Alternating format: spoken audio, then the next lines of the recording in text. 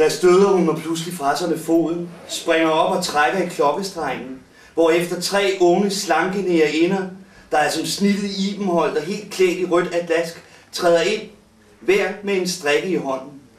Nu begriber jeg ikke min situation og vil rejse mig, men Wanda vender stolt knejsende sit kolde, skønne ansigt med de mørke bryn og de hånlige øjne imod mig, stiller sig bydende som en herskerinde foran mig, vinker med hånden, og før jeg ret ved af det, hvad der sker med mig, så har nærerinderne væltet mig ned på gulvet, snørret mine ben og hænder fast sammen og bundet mine arme bag ryggen, så jeg næppe kan bevæge mig som en, der står foran sin henrettelse.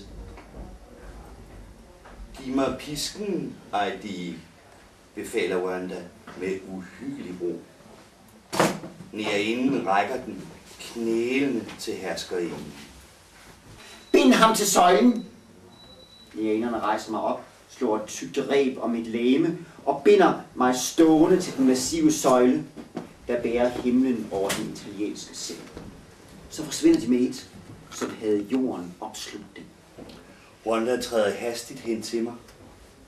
Den hvide atlaskeskjoles lange slæb flagrer som sølv eller månelys efter hende, og hendes hår lurer som flammer på jakkens hvide pelsværk. Nu står hun foran mig med venstre hånd, hvilende mod siden og med pisken i den højre og udstøttet en kort latter. Nu er legen mellem os 2 slut, siger hun med hjerteløs kulde. Nu er det alvor, din tåbe. Jeg lærer af dig og foragter dig. Du, som i din afsindige forblindelse har givet dig selv som legetøj til mig, en hovmodig og lunefuld kvinde. Du er ikke mere min elskede, men min slave, og i liv og død prisgivet mine ønsker. Du skal lære mig at kende, og frem for alt skal du nu for alvor smage pisken, uden at du har forsølvet dig, for at du kan begribe, hvad der venter dig, når du er klodset, ulydig eller venstrig. Derpå smøgede hun med voldsom ynde det pelsbesatte ærme op og slog mig over ryggen. Jeg får sammen, pisken skar som en kniv i mit kød. Nå, hvad synes du så om det? Råbte hun, jeg tager. Vent blot.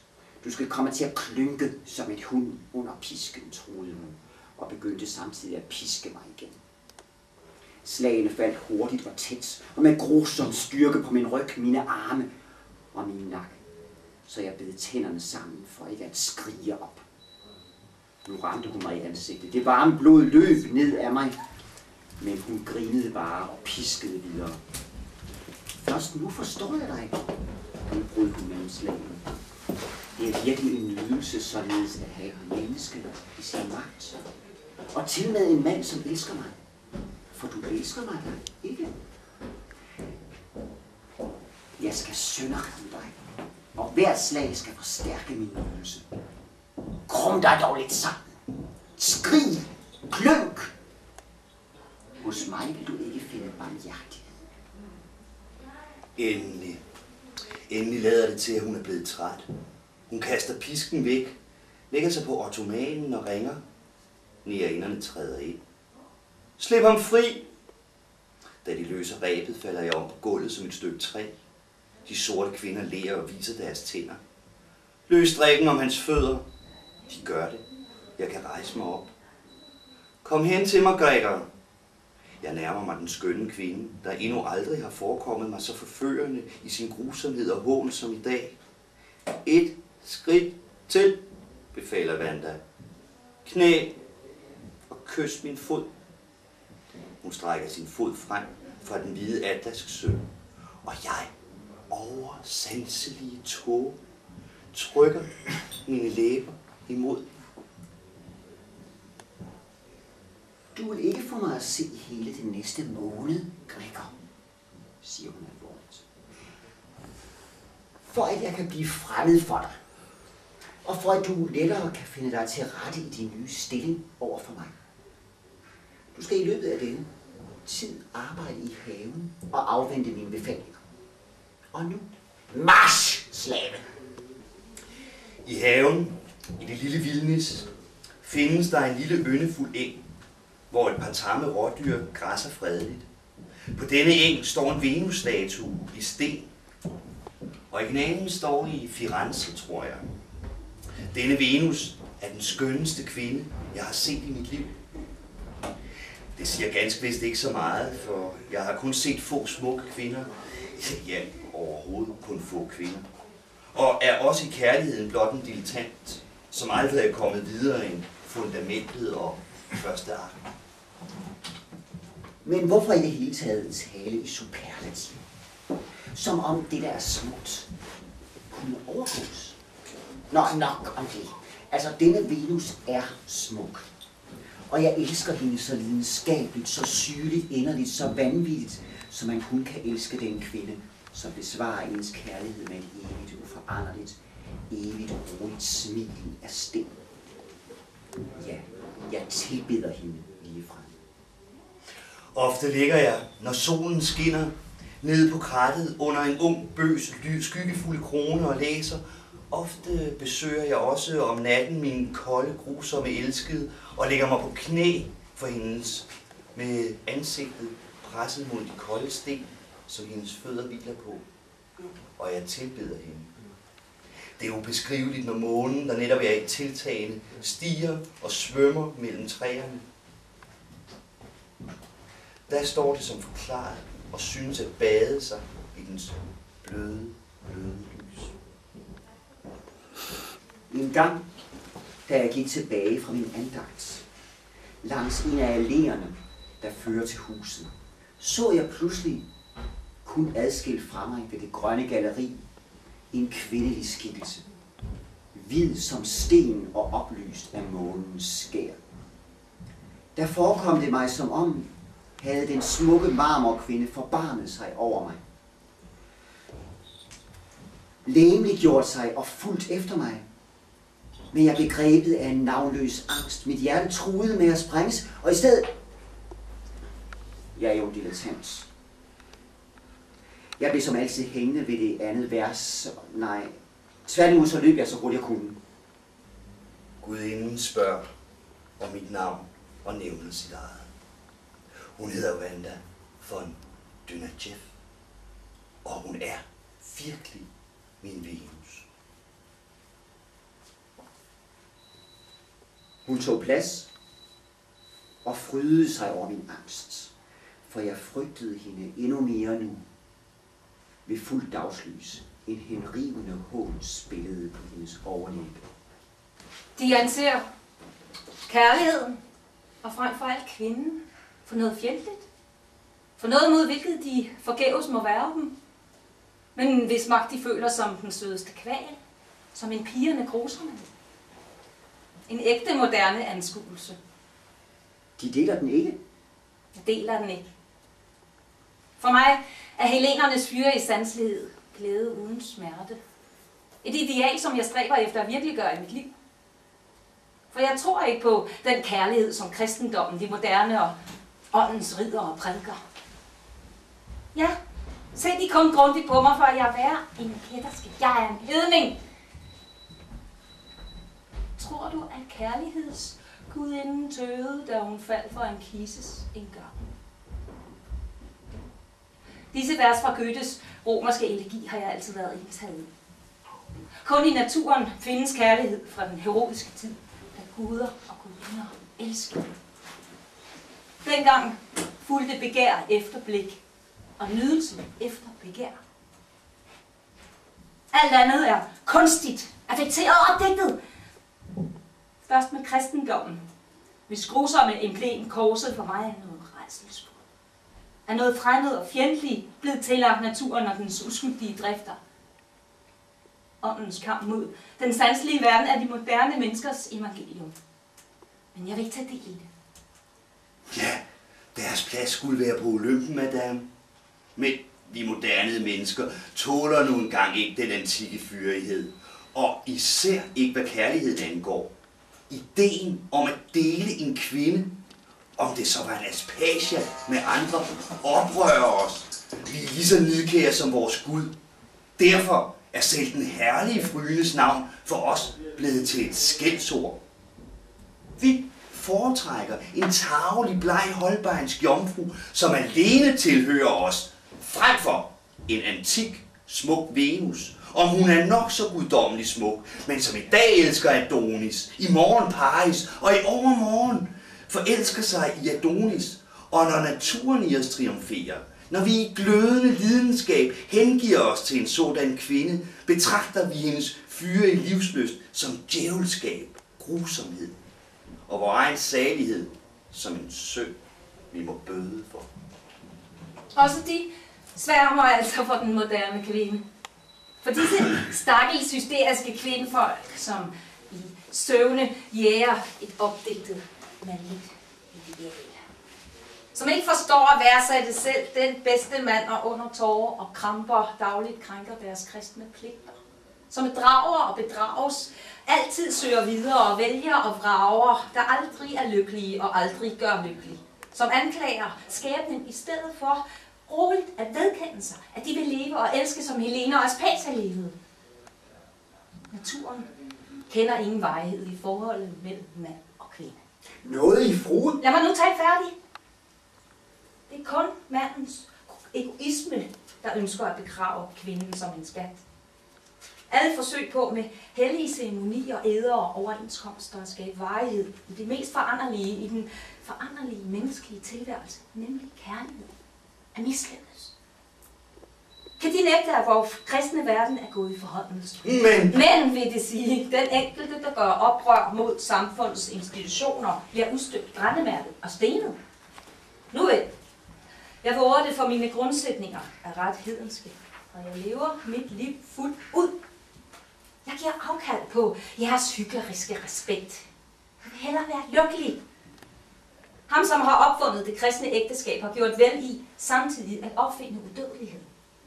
Men jeg tænker ikke på at leve evigt, og når jeg trækker vejret for sidste gang, og Vanda von Dunavjev kommer til sin ende, kan det så ikke være det samme, om min rene ånd synger med i englenes kor, eller om mit støv stykkes sammen til et nyt væsen.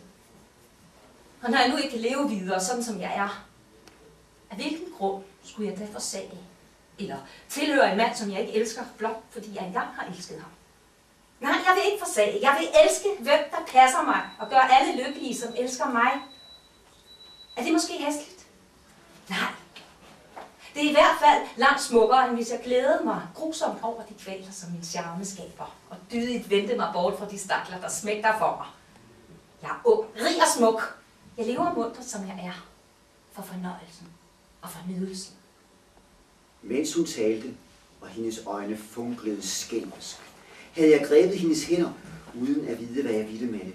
Men som den ægte dilettant, jeg er, slap jeg dem nu er der hurtigt.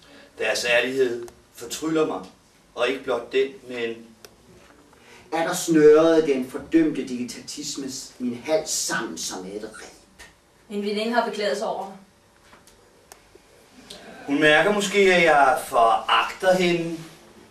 Men hvorfor foragter du hende dog, din lille nar? Fordi hun hykler. Jeg agter kun kvinder, som er dydige eller åbenlyst nyder livet. Også jeg. Men ser du, mit barn, det lader sig kun gøre for kvinden i det færreste tilfælde. Hun kan hverken være lige så lystigt sanselig eller lige så åndeligt fri som manden. Hendes kærlighed er altid en blandet tilstand af sanselighed og åndelig interesse. Hendes hjerte ønsker at fængsle manden vedvarende, mens hun selv er underkastet forandring.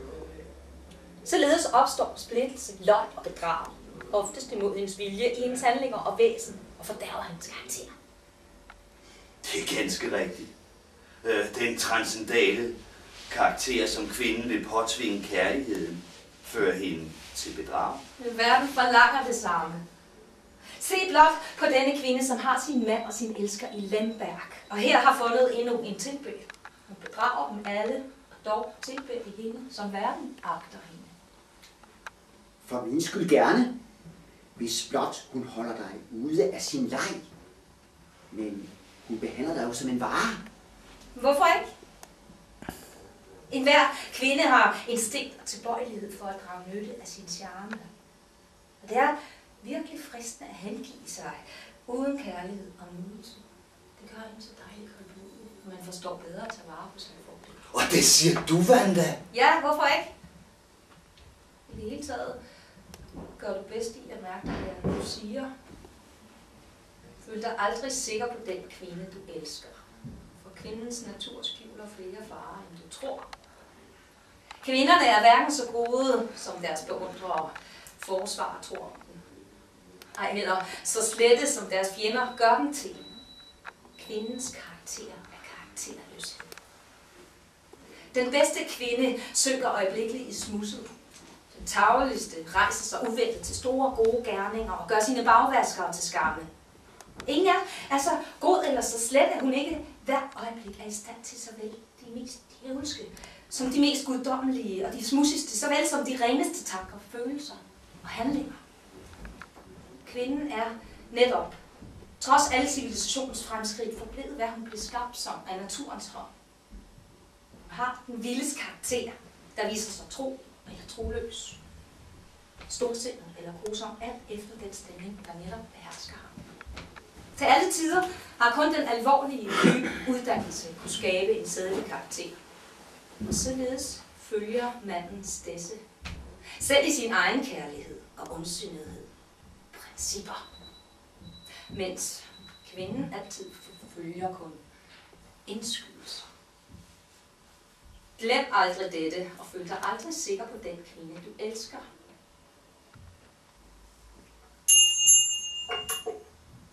Veninden er borte. Endelig en aften alene med hende. Det er som om havde Wanda optjent al den kærlighed, som hun har unddraget mig, til denne ene salige aften. Så hjertens god, inderlig og fuld af nåde er hun. Hvilken salighed at hænge ved hendes læber, at forsvinde i hendes arme, mens hun fuldstændig afslappet og hengiven hviler ved mit bryst. Og vore lyksalige øjne drukner sig i hinanden. Jeg kan endnu ikke tro det. Ikke forstå, at denne kvinde er min. Helt min. På et punkt havde hun dog ret. Hvem? Din veninde? Ja, hun havde ret. Du er ikke en mand. Du er en fantast. En henrivende tilbeder. Og du vil uden tvivl være en ubetalelig slave. Men jeg kan simpelthen ikke forestille mig dig som ægte mand. Hvad er der med dig? Du sidder. Jeg bæver ved tanken om, hvor let jeg kan miste dig. Nå, gør det dig nu mindre lykkelig? Fratager det dig noget af din glæde, at jeg før har tilhørt andre? At andre efter dig skal besidde mig? Og vil du nyde det mindre, om en anden var lykkelig samtidig med dig? Wanda! Ser du? Det ville være en udvej. Du ville aldrig miste mig, for jeg holder af dig og åndeligt tiltaler du mig sådan, at jeg kunne leve med dig for altid, men blot jeg ved siden af dig. Sikke en tanke. Jeg føler en slags rædsel for dig. Men elsker du mig mindre? Tværtimod. Jeg tror, at hvis man vil fængsle en mand for evigt, frem for alt må undlade at være ham tro. Hvilken ærbar kvinde er vel blevet tilbedt som en hetere? Sandelig ligger der i en elsket kvindes troløshed en smertefuld tiltrækning og den højeste vellyst. Også for dig? Også for mig. Og hvis jeg nu gjorde dig denne fornøjelse? Så ville jeg lide frygteligt, men tilbede dig så meget desto mere. Blot måtte du aldrig bedrage mig. Men vise mig det djævelske storsind at sige til mig, jeg vil elske dig alene, men gøre enhver lykkelig, som jeg synes om. Bedrager mig imod. Jeg er ærlig. Men hvilken mand bukker ikke under for sandhedens vægtskål? Hvis jeg sagde til dig, dette sanselige, lystige liv, dette hedenskab er mit ideal. Mit ideal. Vil du så have styrke til at bære det? Ja, vist. Jeg vil da tåle alt af dig, blot ikke miste dig. Jeg føler jo, hvor lidt jeg egentlig betyder for dig. Men Severin. Sådan er det jo. Og netop derfor. Derfor. Har jeg måttet gættet det? Derfor ville du... Være din slave, din hvileløse, uindskrænkede ejendom, som du kan råde over efter behag, og som derfor aldrig kan blive dig til besvær. Mens du inddrak livet i fulde drag, nød den sorgløse lykke og Olympens kærlighed i den ypperste luksus, så vil jeg nøjes med at tjene dig. Træk skoene af dine fødder og sæt dem på igen. Egentlig har du ikke ganske uret. For kun som en slave vil du kunne bære, at jeg elskede andre. Og i øvrigt ville den antikke verdens nydelsesfrihed være utænkelig uden slaveri. Det må give en følelse, som at var man Gud, når man ser mennesker knæle bævende foran sig. Jeg vil have slaver, hører du, Severin? Jamen, er jeg ikke din slave? Hør mig da! Jeg vil være din, så længe jeg elsker dig. En måned? Måske endda 2. Og så? Så bliver du min slave. Og du? Jeg? Og det spørger du om. Jeg vil være en gudinde, der under tiden nedstiger sagte, ganske sagte og hemmeligt til dig fra min løb. Dog være alt dette andet end en gylden fantasi, som aldrig kan blive til virkelighed. Og hvorfor kan det ikke blive til virkelighed? Fordi vi hos os ikke praktiserer slaveri. Så rejser vi da til et land, hvor det stadig eksisterer, til Orienten, til Tyrkiet. Vil du, Severin, i fuld alvor? Jeg vil i fuldt alvor være din slave. Jeg ønsker, at al din magt over mig skal helliges loven, at mit liv skal være i din hånd. At intet i denne verden skal beskytte mig eller redde mig fra dig. Hvilken vellyst at være ganske afhængig af dit forgodtbefindende, af dit lune, af et vink fra dine fingre. Og så, hvilken salighed, når du for en gangs skyld er nådig, og når slaven får lov til at kysse dine læber, som hans liv og død beror på. Du fantaserer, Severin. Elsker du mig virkelig så uendelig højt? Altså, vil du? Jeg sværger her ved Gud og min ære, at jeg vil være din slave, hvor og hvornår du end måtte ønske det, så snart du befaler det. Hvis jeg virkelig tager på ordet. Gør det. Det, der har en tiltrækning for mig, som ikke har sin lige, at en mand, der tilbeder mig, og som jeg elsker hele min sjæl, hengiver sig så fuldt til mig at vide ham afhængig af min vilje og mine luner, eje denne mand som en slave, hvis jeg bliver rigtig frivol, bærer du skylden. Jeg tror næsten, at du allerede frygter mig, men du har sværet ved. Og den vil jeg holde. Ja, det skal jeg sørge for. Nu begynder jeg at finde nydelse deri. Nu skal det ved Gud ikke blive i fantasien meget længere. Du bliver min slave, og jeg skal forsøge at være Venus i pels. Det er middag, men hun ligger stadig i sengen med armen bag nakken. Oppe på mit natbord ligger et grønt bånd. Bring det her ned til mig og tag også pisken ned. Jeg fløj op ad trappen og tilbage og lagde knælende begge genstande i herskerindens hånd. Derpå lod hun mig binde sit tykke elektriske hår i en stor knude, der blev holdt sammen af det grønne fløjtsbånd. Så gjorde jeg badet parat, men viste mig ret så klodset, da både mine hænder og fødder nægtede at lystre mig. Og hver gang jeg kom til at se på den skønne kvinde, det var ikke med god vilje, en magnetisk kraft tvang mig dertil, der lå på de røde fløjtshønder, og hvis yndige læme nu og da, her og der, lyste op mellem det mørke pelsværk. Følte jeg, at al vellyst og ophidselse kun kan stamme fra det halvt indhyldede og det pikant blottede. Og jeg følte det endnu mere levende, da bassinet endelig var fyldt, og da Wanda med en eneste bevægelse kastede pelskåben af sig og stod foran mig som gudinden fra tribuna. I dette øjeblik forekom hun mig i sin uindhyldede skønhed, så hellig, kysk, at jeg sank på knæ foran hende, som foran gudinden, og trykkede mine læber andægtigt mod hendes fod. En sjæl, som kort inden havde været ombruset af de vildeste bølger, blev på en gang rolig. Rwanda forekom mig heller ikke grusom længere. Hun gik langsomt ned ad trinene, og jeg kunne med en stille glæde, der ikke var blandet med så meget som et atom af kval eller længsel, betragte, hvordan hun dykkede ned i det krystalklare vand, dukkede op igen. Hvorledes bølgerne, som hun selv piskede op, ligesom forelskede, legede omkring hende. Hvor en nihilistisk æstetiker har alligevel ret. Et virkeligt æble er dejligere end et malet. Og en levende kvinde er skønnere end en Venus af sten. Og da hun kom op af badet, og de sølverne dråber og det rosenrøde lys nærmest rislede ned af hende, blev jeg grebet af en stum ekstase. Jeg slog et linneklæde om hende og tørrede hendes krop, og den samme rolige salighed greb mig på ny.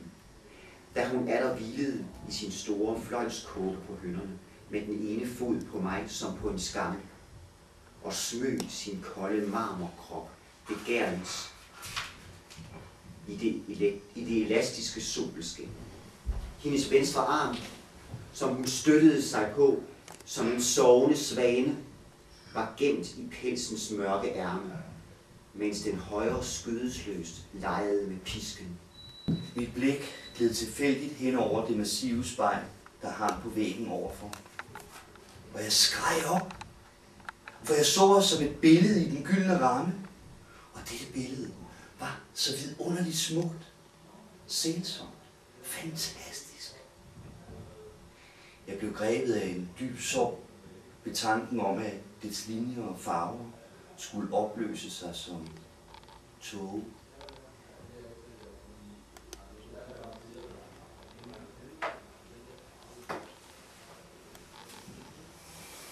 Jeg måtte smile, og da jeg sank hen i tanker, stod den smukke kvinde pludselig for mig i sin hermelin besatte fløjlsjakke. Med pisken i hånden, og jeg smilede atter af hende, som jeg elskede så afsindigt. Af pelsjakken, der dengang ophidsede mig så utroligt, og af pisken, og endelig smilede jeg af mine smerter og sagde til mig selv: kuren var grusom, men radikal, og hovedsagen er, at jeg er blevet rask. Er kvinden, således som hun er skabt af naturen, er mandens fjende, og enten må være hans slave eller hans despot, men aldrig kan være hans ledsager. Det kan hun først blive, når hun får samme rettigheder som ham, og når hun bliver ham jævnbyrdig i kraft af uddannelse og arbejde. Så har vi altså valget mellem at være hammer og armbold. Og jeg var et æsel at gøre mig selv til en kvindes slave, forstår du. Og deraf har du historiens morale. Den, der lader sig piske, fortjener at blive pisket. Og som du ser, så har piskeslagen i øvrigt gjort mig godt. Det rosenrøde, oversanselige tåge har opløst sig, og ingen skal mere få mig til at anse de hellige aber i Benares eller Platons hane for Guds udtrykte billede.